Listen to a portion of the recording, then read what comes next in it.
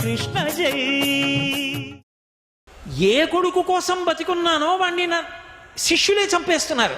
కాసేపట్లో చచ్చిపోతాడు కొడుకు. అప్పుడు ఎంత వ్యగ్రత ఉంటుంది ఆ ఏడుపులో.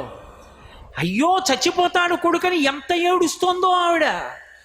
కాబట్టి ఆమె యొక్క బాధ ఏమిటో అర్థం చేసుకోండి. ఈయన్ని చంపకూడదు. ఎందుకని? బ్రాహ్మణుడు, పైగా గురుపుత్రుడు. ఈయన్ని చంపేస్తే వంశం నశించిపోతుంది. కాబట్టి చంపకూడదయా. అక్కట పుత్రశోక జనితాకుల భార విషణ్ణ చిత్తనై పొక్కుచునున్న భంగి నినుబోర కిరీటి నిబద్ధు చేసి నేడిక్కడ కిచ్చి తెచ్చుట సహింపనిదై భవదీయమాత నేడెక్కడ ఎట్టి శోకమున ఏక్రియ ఎచ్చుచు పొక్కుచున్నదో. ఎంత గొప్పగా మాట్లాడిందో తల్లి.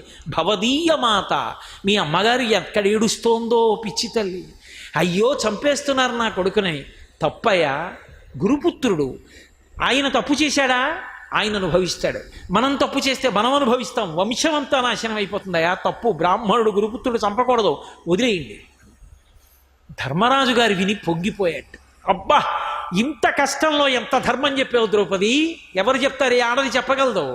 నువ్వు చెప్పావు. ఇది ఈ దేశం యొక్క గొప్పతనం. నువ్వు చెప్పింది సత్యం. చంపకూడదు అశ్వత్థామని. అర్జునుడు అంగీకరించాడు, నకులుడు అంగీకరించాడు, సహదేవుడు అంగీకరించాడు.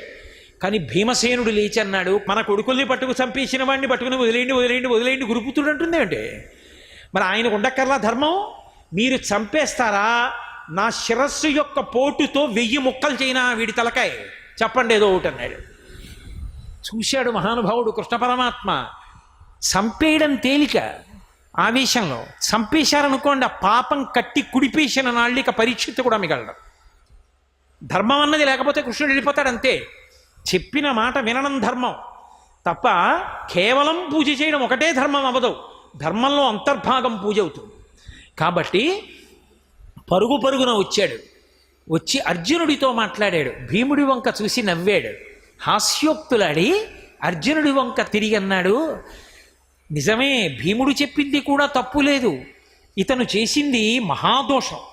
అవ్యుడు కాడు శిశుహంత దురాత్మకుడు అతతాయి హంతవ్యుడు బ్రహ్మబంధుడది తప్పదు నిక్కము బ్రాహ్మణోన హంతవ్యమటంచు వేద విదితంబకుగావన ధర్మదృష్టి కర్తవ్యము వీని కాచుట యథాస్థితి చూడుము పండవోత్తమ.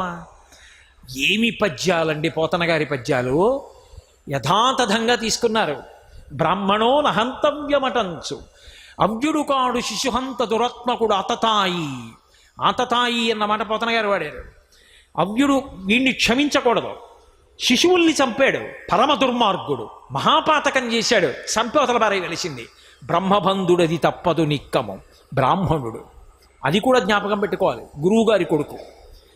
బ్రాహ్మణో నహంతవ్యమటంచు వేద విదితంబగు కావన. బ్రాహ్మణుణ్ణి చంపకూడదు అని వేదం చెప్తోంది. వేదం ప్రమాణం. కాబట్టి వేదం ఎలా చెప్పిందో మనం అలా బతకాలి.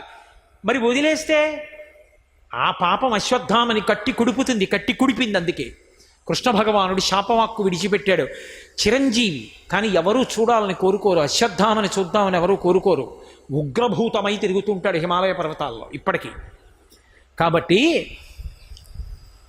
బ్రాహ్మణో నహంతవ్యమటంచు వేద విదితంబుగా ఉన్న ధర్మ దృష్టి కర్తవ్యము విని కాచుట. ధర్మదృష్టితో చూసినప్పుడు ఏది కర్తవ్యం? కాపాడాలి.